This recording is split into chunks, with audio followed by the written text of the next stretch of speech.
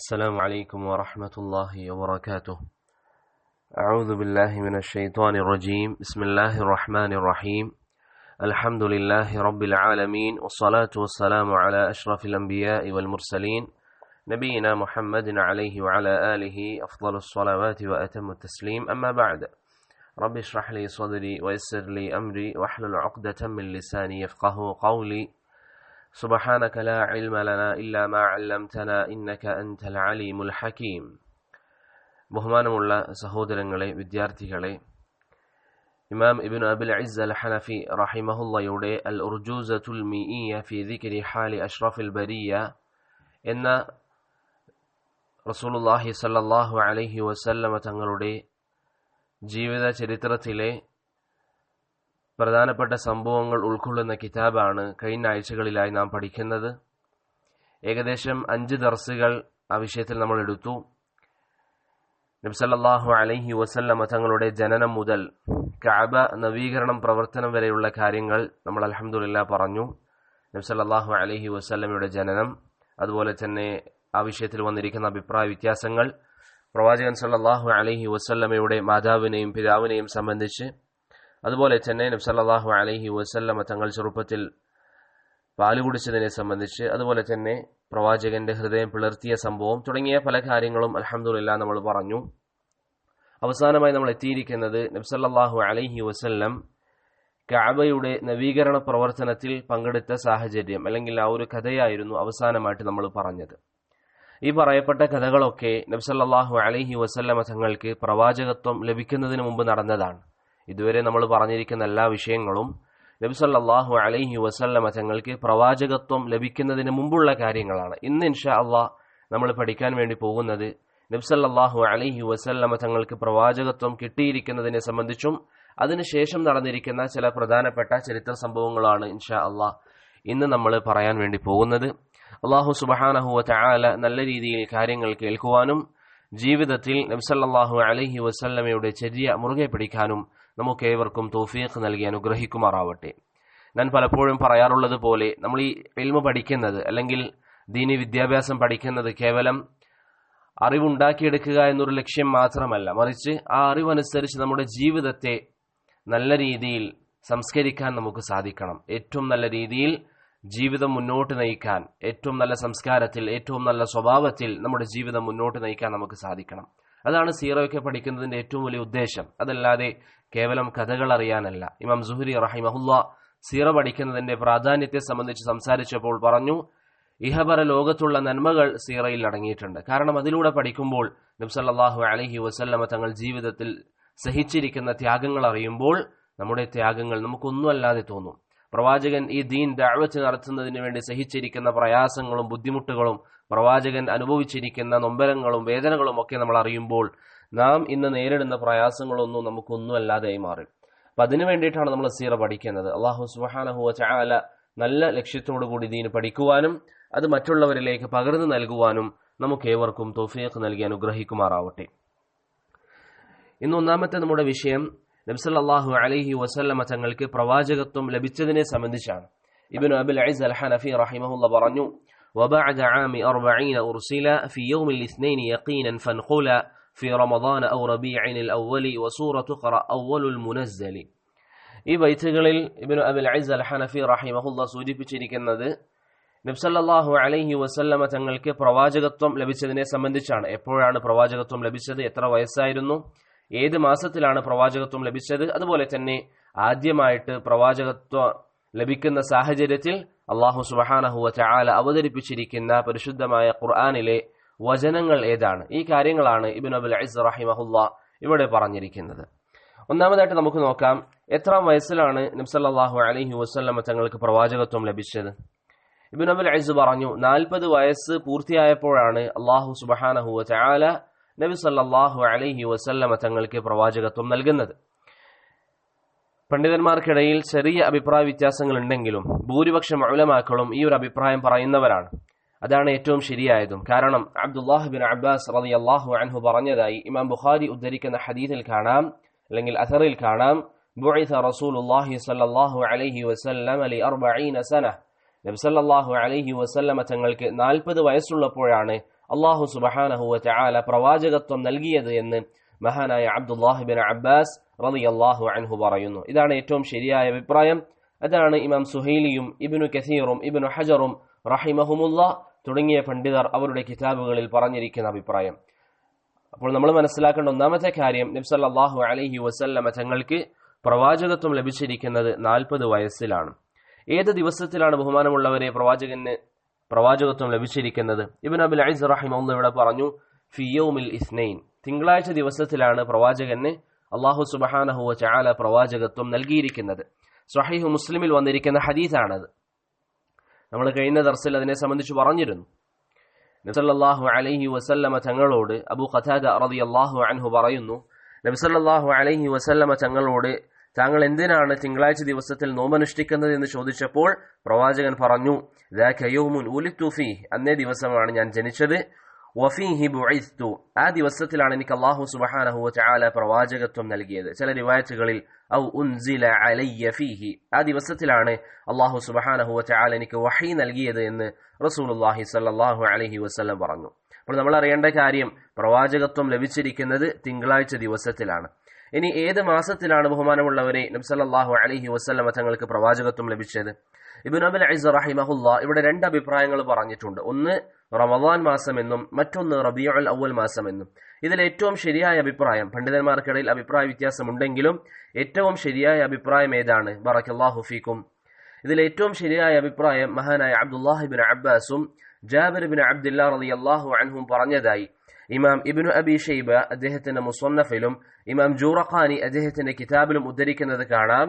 നബി സല്ലല്ലാഹു അലൈഹി വസല്ലമ തങ്ങൾക്ക് റബീഉൽ അവ്വൽ മാസത്തിലാണ് പ്രവാചകത്വം ലഭിച്ചിരിക്കുന്നത്. നബി സല്ലല്ലാഹു അലൈഹി വസല്ലമ തങ്ങൾക്ക് റബീഉൽ അവ്വൽ മാസത്തിലാണ് പ്രവാചകത്വം ലഭിച്ചിരിക്കുന്നത് എന്ന് ജാബിർ ഇബ്നു അബ്ദുല്ലാഹ്, അബ്ദുല്ലാഹ് ഇബ്നു അബ്ബാസ് റളിയല്ലാഹു അൻഹുമ തുടങ്ങിയ സ്വഹാബത്തിൽ നിന്ന് ഉദ്ധരിക്കപ്പെടുന്നതായി കാണാൻ സാധിക്കും. ഇമാം ഇബ്നു ഖയ്യിം അൽ ജൗസിയ്യ റഹിമഹുല്ലാഹ് സാദുൽ മആദിൽ ഇതിനെ സംബന്ധിച്ച് പറഞ്ഞപ്പോൾ, ഏത് മാസമാണ് എന്നതിനെ സംബന്ധിച്ച് പറഞ്ഞപ്പോൾ പറഞ്ഞു, റബീഉൽ അവ്വൽ മാസത്തിലാണ് നബി സല്ലല്ലാഹു അലൈഹി വസല്ലമ തങ്ങൾക്ക് പ്രവാചകത്വം ലഭിച്ചത്. വഹുവ ഖൗലുൽ അക്സരീൻ, അതാണ് ഭൂരിപക്ഷം ഉലമാക്കളുടെയും അഭിപ്രായമെന്ന് ഇബ്നുൽ ഖയ്യിം റഹിമഹുല്ലാഹ് പറഞ്ഞു. അതുപോലെ തന്നെ നബി സല്ലല്ലാഹു അലൈഹി വസല്ലമ തങ്ങൾക്ക് പ്രവാചകത്വം ലഭിച്ചിരിക്കുന്നത് തിങ്കളാഴ്ചയാണെന്ന കാര്യത്തിൽ പണ്ഡിതന്മാർക്കിടയിൽ അഭിപ്രായ വ്യത്യാസമില്ല എന്നും ഇബ്നുൽ ഖയ്യിം റഹിമഹുല്ലാഹ് അദ്ദേഹത്തിന്റെ സാദുൽ മആദിൽ പറഞ്ഞതായി നമുക്ക് കാണാൻ സാധിക്കും. ഇനി നമ്മൾ പറഞ്ഞിരിക്കുന്നതിൽ 4ാമത്തെ വിഷയം എന്താണ്, അല്ലെങ്കിൽ അവസാന വിഷയം, അല്ലാഹു സുബ്ഹാനഹു വ തആല ആദ്യമായി വഹി ഇറക്കി കൊടുത്തപ്പോൾ, ആദ്യമായി ബിഅസത്ത് നൽകിയ സാഹചര്യത്തിൽ അവതരിച്ചിരിക്കുന്ന പരിശുദ്ധമായ ഖുർആനിലെ വചനങ്ങൾ ഏതാണ്? ഇബ്നു അബിൽ ഐസ് റഹിമഹുല്ലാഹ് പറഞ്ഞു, വസൂറത്ത് ഖറ, ഇഖ്റ എന്ന് പറയുന്ന സൂറത്താണ്. ഇഖ്റ ബിസ്മി റബ്ബിക്കല്ലദീ ഖലഖ് എന്ന് തുടങ്ങുന്ന സൂറത്താണ് അല്ലാഹു സുബ്ഹാനഹു വ തആല ആദ്യമായി അവതരിപ്പിച്ചു കൊടുത്തിരിക്കുന്നത്. നിങ്ങൾക്കറിയാം, ചരിത്രം പഠിക്കുന്ന ഏതൊരു വിദ്യാർത്ഥിക്കും അറിയുന്ന കാര്യമാണ്, നബി സല്ലല്ലാഹു അലൈഹി വസല്ലം പ്രവാചകത്വം ലഭിക്കുന്നതിന് മുമ്പ് തന്നെ മക്ക കുഫാറുകൾ നടത്തിയിരുന്ന വൃത്തികേടുകളിൽ ഒരിക്കലും പങ്കെടുക്കാറില്ലായിരുന്നു. മറിച്ച് ഒറ്റയ്ക്കൊരു ഗുഹയിൽ ഇരുന്നു കൊണ്ട് അല്ലാഹു സുബ്ഹാനഹു വ തആലയെ ആരാധിക്കുന്ന ഒരു പതിവ് അല്ലാഹുവിന്റെ റസൂൽ സല്ലല്ലാഹു അലൈഹി വസല്ലമ തങ്ങൾക്കുണ്ടായിരുന്നു. കാരണം അന്നുള്ള ജനങ്ങൾക്ക് അല്ലാഹുവിനെ അറിയാം. മക്കയിലെ കാഫിര്യങ്ങൾ പോലും അല്ലാഹു സുബ്ഹാനഹു വ തആലയെ അറിയുന്നവരായിരുന്നു. അതുകൊണ്ട് തന്നെ മക്കയിലെ കാഫിര്യങ്ങൾക്കിടയിൽ ഉണ്ടായിരുന്ന കള്ള്, പെണ്ണ് തുടങ്ങിയ കാര്യങ്ങളിൽ നിന്ന് മാറി നിന്നുകൊണ്ട് ഒറ്റയ്ക്ക് ഒരു ഗുഹയിൽ ഇരുന്നു കൊണ്ട് അല്ലാഹു സുബ്ഹാനഹു വ തആലയെ ആരാധിക്കുന്ന പതിവ് റസൂലുള്ളാഹി സ്വല്ലല്ലാഹു അലൈഹി വസല്ലമ തങ്ങൾക്കുണ്ടായിരുന്നു. അങ്ങനെ ഒരു ദിവസം നബി സല്ലല്ലാഹു അലൈഹി വസല്ലം ഗുഹയിൽ ഇരിക്കുന്ന സാഹചര്യത്തിൽ ജിബ്രീൽ അലൈഹി സ്വലാത്തു വസ്സലാം വന്നുകൊണ്ട് നബി സല്ലല്ലാഹു അലൈഹി വസല്ലമയോട് ഓതാൻ ആവശ്യപ്പെട്ടു. പ്രവാചകൻ പറഞ്ഞു, മാ അന ബിഖാരി, എനിക്ക് ഓതാൻ അറിയില്ല. അങ്ങനെ ജിബ്രീൽ അലൈഹി സ്വലാത്തു വസ്സലാം 3 തവണ അത് ആവർത്തിച്ചു. നബി സല്ലല്ലാഹു അലൈഹി വസല്ലം എനിക്കറിയില്ല എന്ന മറുപടിയും ആവർത്തിച്ചപ്പോൾ ജിബ്രീൽ അലൈഹി സ്വലാത്തു വസ്സലാം തന്നിലേക്ക് മുഹമ്മദ് നബിയെ വാരി പുണരുകയും തന്നിലേക്ക് ചേർത്ത് പിടിച്ചുകൊണ്ട് ഇഖ്റ ബിസ്മി റബ്ബിക്കല്ലദീ ഖലഖ് ഖലഖൽ ഇൻസാന മിൻ അലഖ് തുടങ്ങിയ പരിശുദ്ധമായ ഖുർആനിലെ വചനങ്ങൾ ജിബ്രീൽ അലൈഹി സ്വലാത്തു വസ്സലാം നബി സല്ലല്ലാഹു അലൈഹി വസല്ലമ തങ്ങൾക്ക് പഠിപ്പിച്ചു എന്ന് ആയിഷ റളിയല്ലാഹു അൻഹുവിൽ നിന്ന് ഇമാം ബുഖാരിയും മുസ്ലിമും ഉദ്ധരിക്കുന്ന ഹദീസിൽ കാണാം. അപ്പോൾ ഇവിടെ നമ്മൾ പഠിച്ചിരിക്കുന്നത് പ്രധാനമായും 4 കാര്യങ്ങളാണ്. ഒന്ന്, നബി സല്ലല്ലാഹു അലൈഹി വസല്ലമ തങ്ങൾക്ക് പ്രവാചകത്വം ലഭിക്കുമ്പോൾ എത്രയായിരുന്നു വയസ്സ്?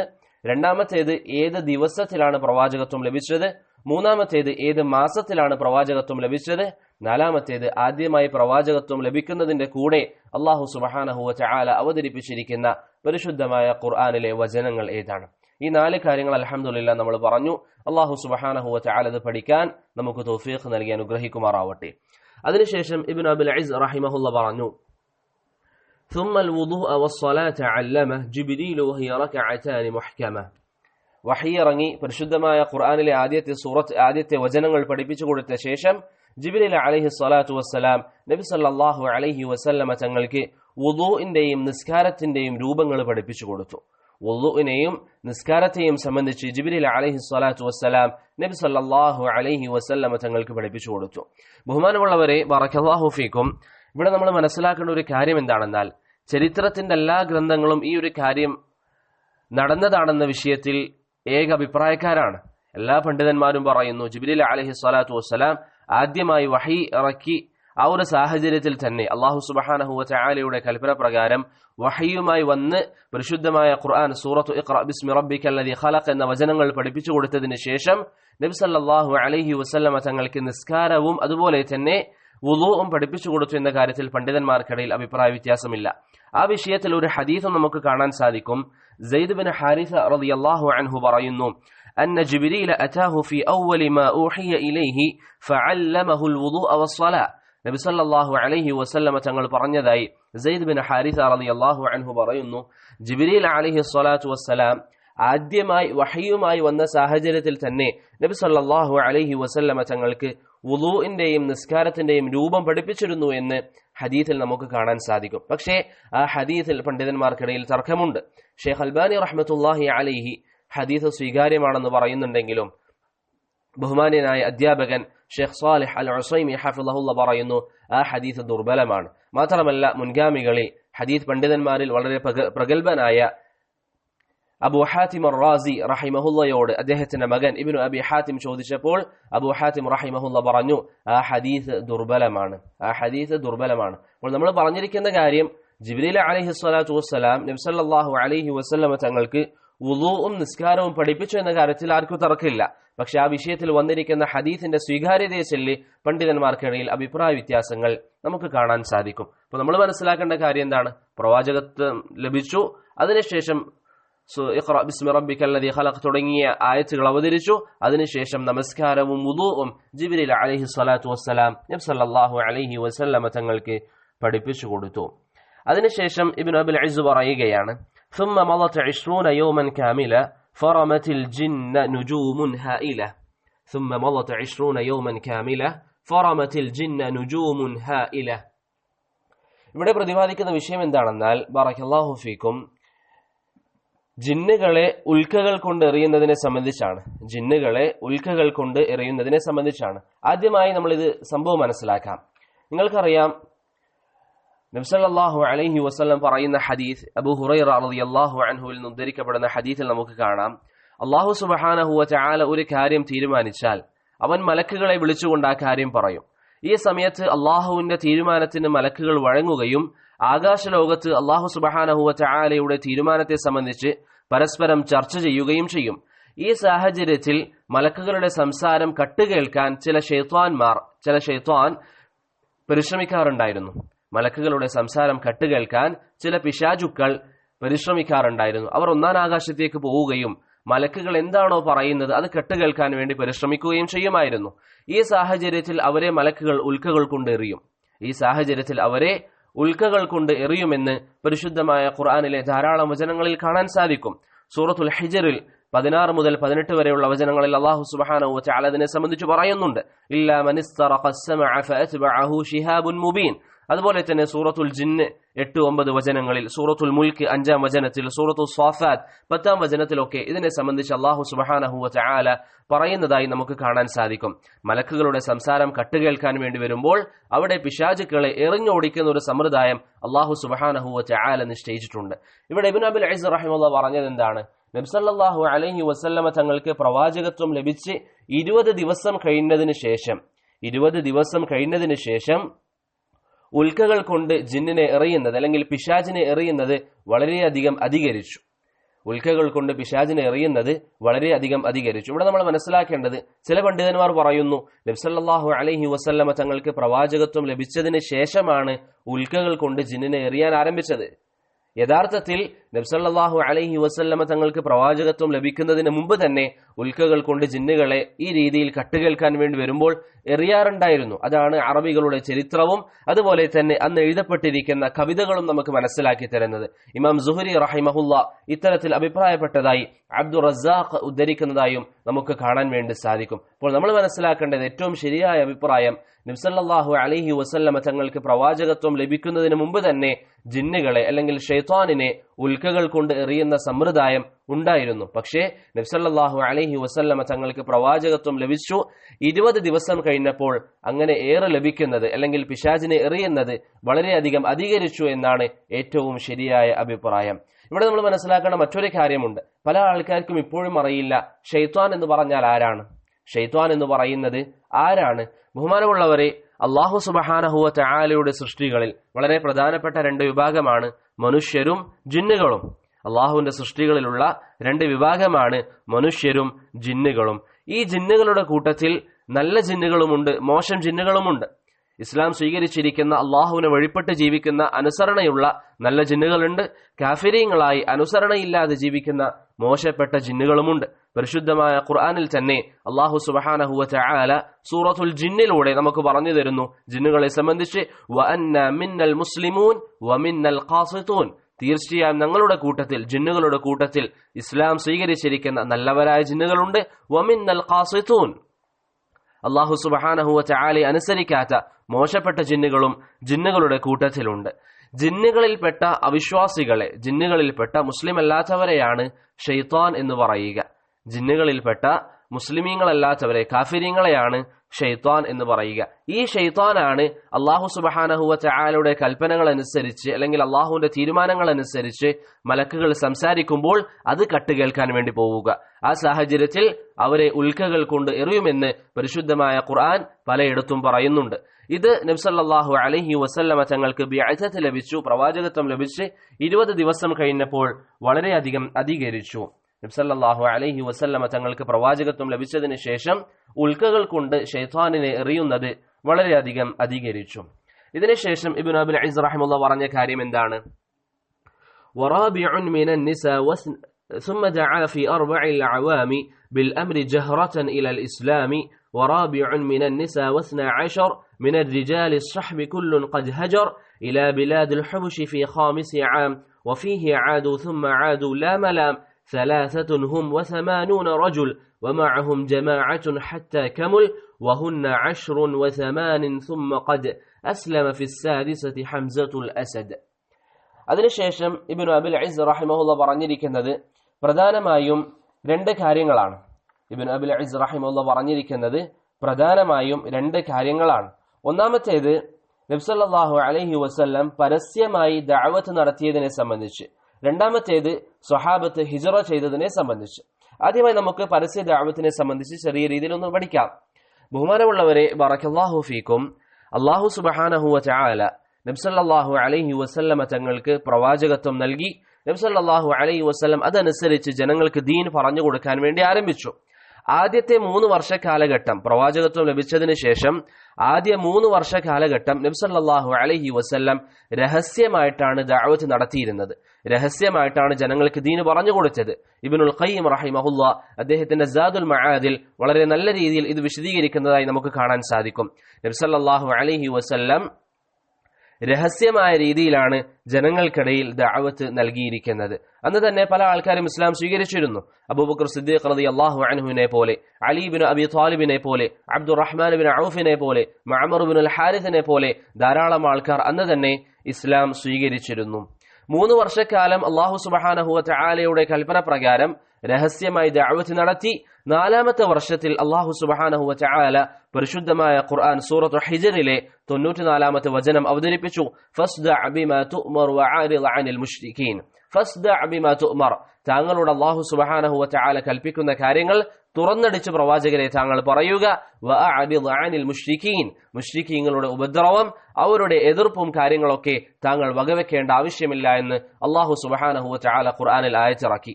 ഇമാം തബരി റഹിമഹുല്ലാ അബ്ദുല്ലാഹ് ഇബ്നു ഉബൈദയിൽ നിന്ന് ഉദ്ധരിക്കുന്ന അസറിൽ കാണാം, ഈ ആയത്ത് അവതരിച്ച ശേഷമാണ് നബി സല്ലല്ലാഹു അലൈഹി വസല്ലം പരസ്യമായി ദഅവത്ത് ആരംഭിച്ചത്.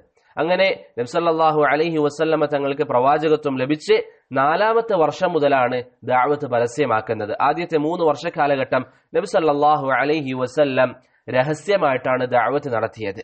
ബഹുമാനമുള്ളവരെ, ബറക്കല്ലാഹു ഫീക്കും, പരസ്യമായി നബി സല്ലല്ലാഹു അലൈഹി വസല്ലം ദഅവത്ത് ആരംഭിച്ച സാഹചര്യത്തിൽ മുസ്ലിമീങ്ങളെ കാഫിരീങ്ങൾ ആക്രമിക്കാൻ തുടങ്ങി. ഏതൊരു വിശ്വാസത്തിലാണോ അവർ വിശ്വസിച്ചു പോകുന്നത്, ആ വിശ്വാസം അവർ ഒഴിവാക്കി അല്ലാഹു സുബ്ഹാനഹു വ തആലയെ മാത്രം ആരാധിക്കുന്ന ഒരു പ്രവണത അവർക്കിടയിലേക്ക് വന്നപ്പോൾ എതിർകക്ഷികളായിരുന്ന കാഫിര്യങ്ങൾക്ക് അതൊരിക്കലും സഹിക്കാൻ സാധിച്ചിരുന്നില്ല. അതുകൊണ്ട് തന്നെ അവർ മുസ്ലിമീങ്ങളെ പലതരത്തിലും ഉപദ്രവിക്കാൻ തീരുമാനിച്ചു. പലതരത്തിലും എങ്ങനെയൊക്കെ അവർക്ക് ഉപദ്രവിക്കാൻ സാധിക്കുമോ ആ രീതിയിലൊക്കെ അവർ ഉപദ്രവിക്കാൻ ആരംഭിച്ചു. എന്നാലും നബി സല്ലല്ലാഹു അലൈഹി വസല്ലമ തങ്ങൾ അവിടുത്തെ അനുയായികൾക്ക്, തന്നിൽ വിശ്വസിച്ച ആൾക്കാർക്ക് അള്ളാഹുവിനെ സംബന്ധിച്ചും ഇസ്ലാമിനെ സംബന്ധിച്ചും പരിചയപ്പെടുത്താറുണ്ടായിരുന്നു. അങ്ങനെ നബി സല്ലല്ലാഹു അലൈഹി വസല്ലം രഹസ്യ ദഅവത്തിന്റെ കാലഘട്ടത്തിൽ തന്നെ തന്റെ അനുയായികളുടെ കൂടെ, സ്വഹാബത്തിന്റെ കൂടെ ഇരിക്കാൻ തെരഞ്ഞെടുത്തിരിക്കുന്ന ഇസ്ലാമിന്റെ ആദ്യത്തെ മർക്കസാണ് ദാറുൽ അർഖം ഇബ്നു അബിൽ അർഖം. ആദ്യത്തെ ഇസ്ലാമിന്റെ മർക്കസാണ് ദാറുൽ അർഖം ഇബ്നു അബിൽ അർഖം. അർഖം എന്ന് പറയുന്ന വ്യക്തിയുടെ വീട്ടിൽ നബി സല്ലല്ലാഹു അലൈഹി വസല്ലം ഇരിക്കുകയും തന്നിൽ വിശ്വസിക്കുന്ന മുസ്ലിമീങ്ങളെ അവിടെ ഒരുമിച്ച് കൂട്ടുകയും അവർക്ക് ഇസ്ലാമിന്റെ കാര്യങ്ങൾ നബി സല്ലല്ലാഹു അലൈഹി വസല്ലം പഠിപ്പിച്ചു കൊടുക്കുകയും ചെയ്തു. ആരാണ് അർഖം? അർഖമിന്റെ പേര് അബ്ദു മനാഫ് ഇബ്നു അസദ് ഇബ്നു അബ്ദില്ല എന്നാണ്. അബ്ദു മനാഫ് എന്നായിരുന്നു അർഖമിന്റെ പേര്. അദ്ദേഹത്തിന്റെ കുന്നിയത്ത് അബു അബ്ദില്ല എന്നാണ് എന്ന് ഇബ്നു ഹജർ അൽ അസ്ഖലാനി റഹിമഹുല്ലാ അൽ ഇസ്വാബയിൽ പറയുന്നതായി കാണാൻ സാധിക്കും. അപ്പൊ നമ്മൾ പറഞ്ഞ കാര്യം എന്താണ്? നബി സല്ലല്ലാഹു അലൈഹി വസല്ലമ തങ്ങൾക്ക് പ്രവാചകത്വം ലഭിച്ചു. ആദ്യ 3 വർഷക്കാലം രഹസ്യമായി ദഅവത്ത് നടത്തുന്ന സാഹചര്യത്തിൽ തന്നെ തന്നിൽ വിശ്വസിച്ച ആൾക്കാർക്ക് ദീന് പഠിപ്പിച്ചു കൊടുക്കാൻ നബി സല്ലല്ലാഹു അലൈഹി വസല്ലം ദാറുൽ അർഖം തെരഞ്ഞെടുത്തു. ഞാൻ നേരത്തെ പറഞ്ഞതുപോലെ രഹസ്യ ദഅവത്തിന്റെ സമയത്ത് തന്നെ അബൂബക്കർ സിദ്ദീഖിനെയും അലിയിനെയും ഖബ്ബാബിനെയും മഅമർ ബിൻ ഹാരിസിനെയും അബ്ദുറഹ്മാൻ ബിൻ ഔഫിനെയും ഉബൈദയെയും അതുപോലെ തന്നെ ഉസ്മാൻ ബിൻ മദ്ഊനിനെയും പോലെ ധാരാളം സ്വഹാബികൾ ഇസ്ലാം സ്വീകരിച്ചിരുന്നു. അതിനുശേഷം നബി സല്ലല്ലാഹു അലൈഹി വസല്ലം ദാറുൽ അർഖം ഇസ്ലാമിന്റെ ആദ്യത്തെ മർക്കസായി തെരഞ്ഞെടുത്തപ്പോൾ ഈ സ്വഹാബത്തിന്റെ കൂടെ നബി സല്ലല്ലാഹു അലൈഹി വസല്ലം അവിടെ ഇരിക്കാൻ തുടങ്ങി. പുതുതായി ആരെങ്കിലും ഇസ്ലാമിലേക്ക് വരാൻ ആഗ്രഹിക്കുകയാണെങ്കിൽ ദാറുൽ അർഖമിലേക്ക് അവർ വരികയും ഇസ്ലാമിനെ സംബന്ധിച്ച് പഠിക്കുകയും ചെയ്യുക എന്നതായിരുന്നു അന്ന് നിലവിലുണ്ടായിരുന്ന പതിവ്. ഇവിടെ സ്വാഭാവികമായിട്ടൊരു സംശയം വരും, എന്തുകൊണ്ടാണ് നബി സല്ലല്ലാഹു അലൈഹി വസല്ലം അർഖമിന്റെ വീട് തെരഞ്ഞെടുത്തത്? എന്തുകൊണ്ടാണ് നബി സല്ലല്ലാഹു അലൈഹി വസല്ലം അർഖമിന്റെ വീട് തെരഞ്ഞെടുത്തത്? നമ്മൾ നേരത്തെ പറഞ്ഞു, അബൂബക്കറിനെ പോലെയുള്ള പ്രഗത്ഭരായ ഖുറൈശികൾക്കിടയിൽ സ്ഥാനമുള്ള വ്യക്തികൾ ഇസ്ലാം സ്വീകരിച്ചിരുന്നു. അവരുടെ വീട്ടിലിരിക്കാതെ എന്തുകൊണ്ടാണ് അർഖമിന്റെ വീട് നബി സല്ലല്ലാഹു അലൈഹി വസല്ലം തെരഞ്ഞെടുത്തത്? ബഹുമാനമുള്ളവരെ, ഇതിന് പണ്ഡിതന്മാർ 4 മറുപടിയാണ് പറയുന്നത്, അല്ലെങ്കിൽ 4 തരത്തിലുള്ള മറുപടികളാണ് പണ്ഡിതന്മാർക്കിടയിൽ നമുക്ക് കാണാൻ സാധിക്കുക. 4 ഉത്തരങ്ങളായി പണ്ഡിതന്മാർ പറയുന്നു. ഏതൊക്കെയാണത്? ബറക്കല്ലാഹു ഫീക്കും. ഒന്നാമത്തേത്, അർഖം എന്ന് പറയുന്ന വ്യക്തി, അല്ലെങ്കിൽ അർഖം എന്ന് പറയുന്ന സ്വഹാബി, അദ്ദേഹം 16 വയസ്സ് മാത്രമുള്ള ഒരു കുട്ടിയായിരുന്നു. 16 വയസ്സ് മാത്രമുള്ള ഒരു കുട്ടിയായിരുന്നു. സ്വാഭാവികമായും അദ്ദേഹത്തിന്റെ വീട് ഒരു മർക്കസായി കേന്ദ്രീകരിച്ച് നബി സല്ലല്ലാഹു അലൈഹി വസല്ലം അവിടെ ഇരുന്ന് ദീനി ദഅവത്ത് നടത്തുകയാണെങ്കിൽ കുഫാറുകൾ, അല്ലെങ്കിൽ മക്കയിൽ ജീവിച്ചിരുന്ന കാഫിരീങ്ങൾ ഒരിക്കലും അദ്ദേഹത്തിന്റെ വീട്ടിൽ നബി സല്ലല്ലാഹു അലൈഹി വസല്ലം ഇരിക്കുന്നു എന്ന് ചിന്തിക്കുകയില്ല. കാരണം പ്രഗത്ഭരായ ഖുറൈശികളുടെ കൂട്ടത്തിൽ വലിയവരായ അബൂബക്കറിനെ പോലെയുള്ളവർ കൂടെ ഉണ്ടാകുമ്പോൾ അവരുടെ വീട്ടിൽ ഇരിക്കാതെ അർഖം എന്ന് പറയുന്ന 16 വയസ്സുള്ള ഒരു കുട്ടിയുടെ വീട്ടിൽ നബി സല്ലല്ലാഹു അലൈഹി വസല്ലം ഇരിക്കുമെന്ന് ഒരിക്കലും അവർ ചിന്തിക്കുമായിരുന്നില്ല. അതായിരുന്നു ഒന്നാമത്തെ കാരണം. രണ്ടാമത്തെ കാരണം, അർഖം എന്ന് പറയുന്ന വ്യക്തി ഇസ്ലാം സ്വീകരിച്ചിരുന്നതായി പരസ്യമായിട്ടൊരു വാർത്തയുണ്ടായിരുന്നില്ല. അർഖം എന്ന് പറയുന്ന വ്യക്തി ഇസ്ലാം സ്വീകരിച്ച കാര്യം ഖുറൈശികൾക്കിടയിൽ പരസ്യമായിരുന്നില്ല. അതുകൊണ്ട് തന്നെ അദ്ദേഹം ഇസ്ലാം സ്വീകരിച്ച കാര്യം ജനങ്ങൾക്ക് അറിയാത്തത് കൊണ്ട് അദ്ദേഹത്തിന്റെ വീട്ടിൽ നബി സല്ലല്ലാഹു അലൈഹി വസല്ലം ഇരിക്കുന്നത് ജനങ്ങൾ ഒരിക്കലും ചിന്തിക്കില്ലായിരുന്നു. അതുപോലെ തന്നെ അർഖം എന്ന് പറയുന്ന വ്യക്തി ബനു മഖ്സൂം ഗോത്രത്തിൽപ്പെട്ട ആളാണ്. റസൂലുള്ളാഹി സ്വല്ലല്ലാഹു അലൈഹി വസല്ലം ബനു ഹാഷിം ഗോത്രത്തിൽപ്പെട്ട ആളാണ്. ചരിത്രം പഠിക്കുമ്പോൾ നമുക്ക് മനസ്സിലാകും, ബനു ഹാഷിം ഗോത്രത്തിനിടയിലും ബനു മഖ്സൂം ഗോത്രത്തിനിടയിലും ചില പ്രശ്നങ്ങൾ ഉണ്ടായിരുന്നു. അതുകൊണ്ട് തന്നെ ഹാഷിമിയായ റസൂലുള്ളാഹി സ്വല്ലല്ലാഹു അലൈഹി വസല്ലം മഖ്സൂമിയായ അർഖമിന്റെ വീട്ടിലിരിക്കുമെന്ന് ഒരു കാരണവശാൽ അന്ന് ചിന്തിക്കൂല. കാരണം നിങ്ങൾക്കറിയാം, അന്ന് ഗോത്രങ്ങൾ തമ്മിലുള്ള പ്രശ്നം എന്ന് പറയുന്നത് വളരെ വലിയ പ്രശ്നങ്ങളായിരുന്നു. അതുകൊണ്ട് തന്നെ നബി സല്ലല്ലാഹു അലൈഹി വസല്ലമയുടെ കുടുംബം ഹാഷിമാണ്, ബനു ഹാഷിമാണ്. അർഖമിന്റെ കുടുംബം ബനു മഖ്സൂമാണ്. അവരൊരിക്കലും ഒരു സ്ഥലത്ത് കൂടിയിരിക്കുമെന്ന് അന്നത്തെ കാഫിര്യങ്ങൾ ചിന്തിക്കുകയില്ല. നാലാമത്തെ കാരണം എന്താണ്? അർഖമിന്റെ വീട് സ്വഫ മലക്കടുത്താണ്. അർഖമിന്റെ വീട് സ്വഫ മലക്കടുത്താണ്. അവിടെ ജനങ്ങൾ ഹജ്ജിന്റെ സമയത്തും അതല്ലാത്ത പല കാരണത്താലും വളരെയധികം തടിച്ചുകൂടാറുണ്ട്. ഈ സാഹചര്യത്തിൽ അവർക്കിടയിൽ ദഅവത്ത് എത്തിക്കാൻ അത് കൂടുതൽ, ആ ഒരു സ്ഥലം കൂടുതൽ എളുപ്പമാകുമെന്ന് കണ്ടതുകൊണ്ടാണ് നബി സല്ലല്ലാഹു അലൈഹി വസല്ലം ദാറുൽ അർഖം തെരഞ്ഞെടുത്തത്. അതുകൊണ്ട് ഇസ്ലാമിന്റെ ആദ്യത്തെ മർക്കസ് ഏതാണ്? ദാറുൽ അർഖമാണ്. ഇസ്ലാമിന്റെ ആദ്യത്തെ മർക്കസ് ദാറുൽ അർഖമാണ്. ഇതിനുശേഷം ഇബ്നു അബിൽ ഇസ് റഹിമഹുല്ലാഹ് പറഞ്ഞ കാര്യം എന്താണ്? ഹബശയിലേക്കുള്ള ഹിജറയെ സംബന്ധിച്ചാണ്. ഇബ്നു അബിൽ ഇസ് റഹിമഹുല്ലാഹ് പറഞ്ഞത് ഹബശയിലേക്കുള്ള ഹിജറയെ സംബന്ധിച്ചാണ്, സ്വഹാബത്തിന്റെ ഹിജറയെ സംബന്ധിച്ചാണ്. ബഹുമാനമുള്ളവരെ, ബറക്കല്ലാഹു ഫീക്കും, നേരത്തെ നമ്മൾ പറഞ്ഞിരുന്നു നബി സല്ലല്ലാഹു അലൈഹി വസല്ലമ തങ്ങൾക്ക് പ്രവാചകത്വം ലഭിച്ചു. ആദ്യ 3 വർഷക്കാലം രഹസ്യമായി ദഅവത്ത് നടത്തി. അതിനുശേഷം പരസ്യമായി ദഅവത്ത് വന്നു. പല ആൾക്കാരും ഇസ്ലാമിനോട് ശത്രുത പുലർത്താൻ ആരംഭിച്ചു. മക്കയിലെ കാഫിരീങ്ങൾ മുസ്ലിമീങ്ങളെ വകവരുത്താൻ തീരുമാനിച്ചു. ഈ സാഹചര്യത്തിലാണ് സ്വഹാബത്ത്, ഇസ്ലാം സ്വീകരിച്ച ആൾക്കാർ നബി സല്ലല്ലാഹു അലൈഹി വസല്ലമ തങ്ങളോട് പലായനം ചെയ്യാൻ അനുമതി ചോദിക്കുന്നത്. ഇതൊക്കെ നമുക്ക് പാഠങ്ങളാണ്. സ്വന്തം നാട് വിട്ടുകൊണ്ട് ഇസ്ലാമിന് വേണ്ടി അവർ ഹിജറ ചെയ്തത് എന്തിനു വേണ്ടിയിട്ടാണ്? അല്ലാഹു സുബ്ഹാനഹു വ തആലയുടെ തൃപ്തി കരസ്ഥമാക്കാൻ. ഈ ഒരു ചിന്ത പ്രിയപ്പെട്ടവരെ നമ്മുടെ പ്രവർത്തനങ്ങളിൽ നമ്മൾക്ക് ഉണ്ടാവണം. അതല്ലാതെ ചെറിയ എന്തെങ്കിലും ബുദ്ധിമുട്ടുകൾ വരുമ്പോൾ സ്വന്തം ദീനിനെ അടിയറവ് വെക്കുന്ന ഒരു പതിവ് നമുക്ക് ഉണ്ടാവാൻ പാടില്ല. അല്ലെങ്കിൽ ആ ഒരു മാർഗം നമ്മൾ സ്വീകരിക്കാൻ പാടില്ല. നമ്മുടെ ദീൻ ഇസ്സത്തോടെ നമ്മുടെ കൂടെ നാം എപ്പോഴും മുറുകെ പിടിക്കാൻ വേണ്ടി തയ്യാറാവണം. ഏത് മേഖലയിലും ഏത് സാഹചര്യത്തിലും ദീൻ ഉറക്കെ പറയാനുള്ള തന്റെ ഇടം, നമ്മുടെ ഈമാനിന്റെ കരുത്ത് നാം ഉണ്ടാക്കിയെടുക്കണം. അല്ലാഹു സുബ്ഹാനഹു വ തആല തൗഫീഖ് നൽകി അനുഗ്രഹിക്കുമാറാവട്ടെ. അപ്പൊ നമ്മൾ പറഞ്ഞു വന്നത്, ഇസ്ലാം പരസ്യമായി 4ാമത്തെ വർഷം നബി സല്ലല്ലാഹു അലൈഹി വസല്ലമ തങ്ങൾക്ക് പ്രവാചകത്വം ലഭിച്ച് 4ാമത്തെ വർഷം മുതൽ പരസ്യ ദഅവത്ത് ആരംഭിച്ചു. കാഫിരീങ്ങൾ മുസ്ലിമീങ്ങൾ ആക്രമിക്കാൻ തുടങ്ങി. നബി സല്ലല്ലാഹു അലൈഹി വസല്ലമ തങ്ങളോട് അന്നുണ്ടായിരുന്ന മുസ്ലിമീങ്ങൾ ഹിജറ ചെയ്യാൻ അനുമതി ചോദിച്ചു. നബി സല്ലല്ലാഹു അലൈഹി വസല്ലമ തങ്ങൾക്ക് പ്രവാചകത്വം ലഭിച്ച് 5ാമത്തെ വർഷത്തിൽ അവർക്ക് ഹിജറ ചെയ്യാൻ നബി സല്ലല്ലാഹു അലൈഹി വസല്ലം അള്ളാഹുവിന്റെ കൽപ്പന പ്രകാരം അനുമതി നൽകി.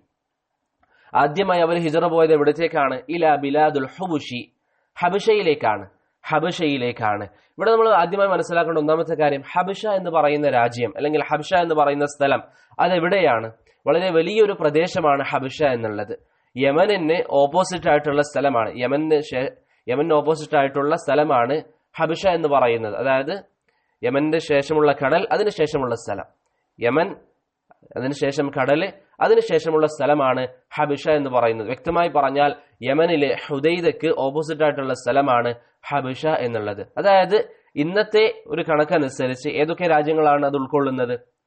അത് ഉൾക്കൊള്ളുന്നത് സൊമാലിയ, അതുപോലെ തന്നെ എറിട്രിയ, എത്യോപ്യ, ജിബോത്തി, ഈ 4 രാജ്യങ്ങൾ ഉൾക്കൊള്ളുന്ന സ്ഥലമാണ് ഹബശ എന്ന് പറയുന്നത്.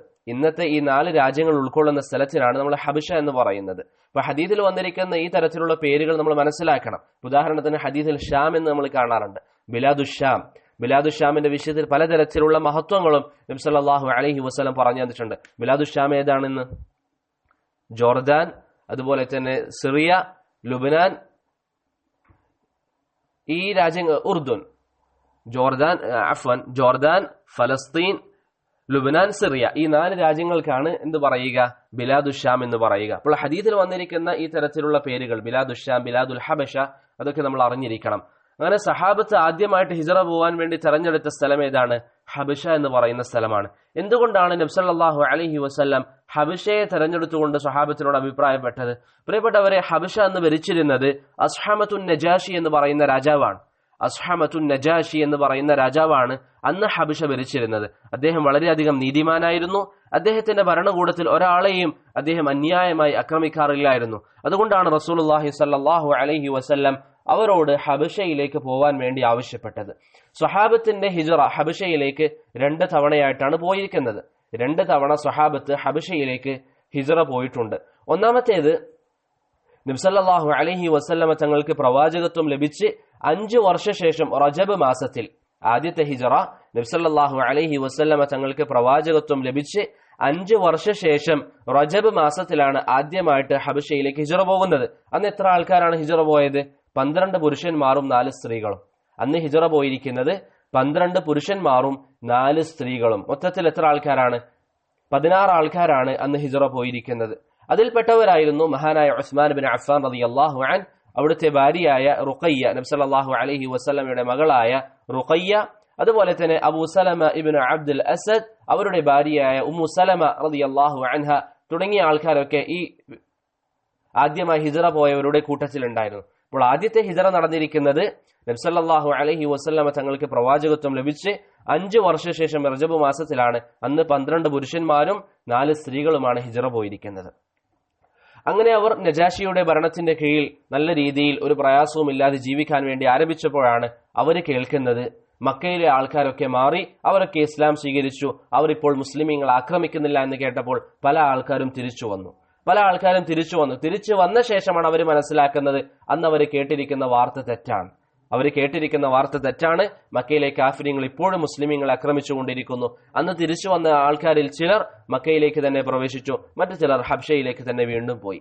അപ്പോൾ ഒന്നാമത്തെ ഹബ്ഷയിലേക്കുള്ള യാത്ര അല്ലെങ്കിൽ ഹിജറ നബി സല്ലല്ലാഹു അലൈഹി വസല്ലമ തങ്ങൾക്ക് പ്രവാചകത്വം ലഭിച്ച് 5 വർഷശേഷം റജബ് മാസത്തിലാണ്. രണ്ടാമത്തെ ഹബ്ഷയിലേക്കുള്ള പലായനം എപ്പോഴാണ്? നബി സല്ലല്ലാഹു അലൈഹി വസല്ലമ തങ്ങൾക്ക് പ്രവാചകത്വം ലഭിച്ച 5 വർഷത്തിന് ശേഷം തന്നെയാണ്. അതേ വർഷത്തിൽ, ഒരു വർഷത്തിലാണ് 2 ഹിജറയും നടക്കുന്നത്. പക്ഷേ രണ്ടാമത്തെ ഹിജറ ഷവ്വാൽ മാസത്തിലാണ്. അന്ന് എത്ര ആൾക്കാരാണ് പലായനം ചെയ്തത്? 83 പുരുഷന്മാരും 12 സ്ത്രീകളുമാണ് അന്ന് പലായനം ചെയ്തത്. 83 പുരുഷന്മാരും 18 സ്ത്രീകളുമാണ് രണ്ടാമത്തെ ഹിജറയിൽ ഹബശയിലേക്ക് പലായനം ചെയ്തിരിക്കുന്നത്. അതിനുശേഷം നമ്മൾ മനസ്സിലാക്കേണ്ട ഒരു കാര്യം, ഇബ്നു അബുൽ ഐസ് റഹിമഹുല്ലാഹ് ഇവിടെ സൂചിപ്പിച്ചിരിക്കുന്ന ഒരു വരിയുണ്ട്, വമഅഹും ജമാഅത്തുൻ ഹത്താ കമുൽ. ഈ ഹിജറ പോയിരിക്കുന്ന ആൾക്കാരുടെ കൂടെ വേറെ ചില ആൾക്കാരും ഉണ്ടായിരുന്നു. അവരാരാണ്? അബൂ മൂസ അശ്അരി റളിയല്ലാഹു അൻഹു, അദ്ദേഹത്തിന്റെ ഗോത്രം അശ്അരി ഗോത്രം യമനിലായിരുന്നു. നബി സല്ലല്ലാഹു അലൈഹി വസല്ലമ തങ്ങൾക്ക് പ്രവാചകത്വം ലഭിച്ചു. മക്കയിൽ ഇങ്ങനെ ദഅവത്ത് നടക്കുന്നുണ്ട് എന്നറിഞ്ഞപ്പോൾ അബൂ മൂസ അശ്അരി റളിയല്ലാഹു അൻഹുവിന്റെ നേതൃത്വത്തിൽ അശ്അരി ഗോത്രത്തിൽപ്പെട്ട ഒരു വിഭാഗം ആൾക്കാർ മക്കയും ലക്ഷ്യമാക്കി കപ്പൽ കയറി. അവർ ഉദ്ദേശം എവിടത്തേക്കാണ്? മക്കയിലേക്കാണ്. നബി സല്ലല്ലാഹു അലൈഹി വസല്ലമയുടെ അരികിൽ വന്ന് ഇസ്ലാം സ്വീകരിക്കണമെന്ന ഉദ്ദേശത്തിലാണ് അവർ കപ്പൽ കയറിയത്. നിങ്ങൾക്കറിയാം, അന്നത്തെ കപ്പൽ വായുവിന്റെ അടിസ്ഥാനത്തിൽ പോകുന്ന അല്ലെങ്കിൽ കാറ്റിന്റെ അടിസ്ഥാനത്തിൽ പോകുന്നതാണ്. കാറ്റിന്റെ അടിസ്ഥാനത്തിലാണ് അന്നത്തെ കപ്പലുകൾ നീങ്ങിക്കൊണ്ടിരുന്നത്. അങ്ങനെ ശക്തമായ കാറ്റ് വരികയും യമനിന് ഓപ്പോസിറ്റ് ആയിട്ടുള്ള ഹബ്ഷയിലേക്ക് അവരെ ചെന്നെത്തിക്കുകയും ചെയ്തു. അവർ ഉദ്ദേശിച്ചത് മക്കയിലാണെങ്കിലും അവരെത്തിയിരിക്കുന്നത് ഹബ്ഷയിലേക്കാണ്. അങ്ങനെ ഹബ്ഷയിൽ ഹിജറ ചെയ്തു പോയിരിക്കുന്ന സഹാബത്തിന്റെ കൂടെ അബൂ മൂസ അശ്അരി റളിയല്ലാഹു അൻഹുവിന്റെ കൂടെ വന്നിരിക്കുന്ന അശ്അരി ഗോത്രത്തിൽപ്പെട്ട ഈ ആൾക്കാരും ഒന്നിച്ച് താമസിച്ചു. അതിനുശേഷം ഏതാനും ചില വർഷങ്ങൾക്ക് ശേഷം ഖൈബർ യുദ്ധത്തിന്റെ സമയത്താണ് അവർ നബി സല്ലല്ലാഹു അലൈഹി വസല്ലമയുടെ അരികിലേക്ക് വന്നിരിക്കുന്നത്. അതിനെ സംബന്ധിച്ചുള്ള ചരിത്രം ഇൻഷാ അല്ലാഹ് നമുക്ക് വരുന്ന ദർസുകളിൽ വരുന്നതാണ്. പിന്നെ നമ്മൾ പറഞ്ഞിരിക്കുന്ന കാര്യം എന്താണ്? നബി സല്ലല്ലാഹു അലൈഹി വസല്ലമയുടെ സ്വഹാബത്തിന്റെ ആദ്യം നടന്നിരിക്കുന്ന 2 ഹിജറയെ സംബന്ധിച്ചാണ്. രണ്ടും പ്രവാചകത്വം ലഭിച്ച് 5ാമത്തെ വർഷമാണ്. ഒന്ന് റജബ് മാസത്തിലും മറ്റൊന്ന് ഷവ്വാൽ മാസത്തിലും. ആ പോയിരിക്കുന്നതിനെ സംബന്ധിച്ച ചില വിശദീകരണങ്ങളും എവിടെയാണ് ഹബശ തുടങ്ങിയ കാര്യങ്ങളൊക്കെ നമ്മൾ പറഞ്ഞു. ബാക്കിയുള്ള കാര്യങ്ങൾ ഇൻഷാ അല്ലാഹ് വരുന്ന ദർസിൽ സൂചിപ്പിക്കാം. അല്ലാഹു സുബ്ഹാനഹു വ തആല നല്ല രീതിയിൽ പ്രവാചക ചരിത്രം പഠിക്കുവാനും നമ്മുടെ ജീവിതത്തിൽ പ്രവാചക ചര്യ ഉൾക്കൊള്ളാനും നമുക്ക് ഏവർക്കും തൗഫീഖ് നൽകി അനുഗ്രഹിക്കുമാറാവട്ടെ. വസല്ലല്ലാഹു അലാ മുഹമ്മദിൻ വഅലാ ആലിഹി വസഹ്ബിഹി വസല്ലം. സുബ്ഹാനല്ലാഹി വബിഹംദിഹി സുബ്ഹാനകല്ലാഹുമ്മ വബിഹംദിക് അഷ്ഹദു അൻ ലാ ഇലാഹ ഇല്ല അൻത അസ്തഗ്ഫിറുക വഅതൂബു ഇലൈക്. വസ്സലാമു അലൈക്കും വറഹ്മത്തുള്ളാഹി വബറകാതുഹു.